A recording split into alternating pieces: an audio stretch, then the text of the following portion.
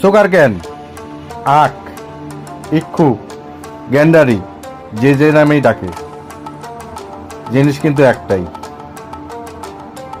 Watermelon, তরমুজ। বাংলাদেশের সব জেলাতেই পাওয়া যায়, শুধু বাংলাদেশে না, পৃথিবীর অনেক দেশে পাওয়া যায়। আপেল এখনো পরিপক্ক হয়নি, গ্রিন অ্যাপেল একবারে। এরপরে চলেন দেখি ক্যান্ডেল ফ্রুট, মোমবাতি ফল যার নাম। এটা হলো বড়ই, প্লাম,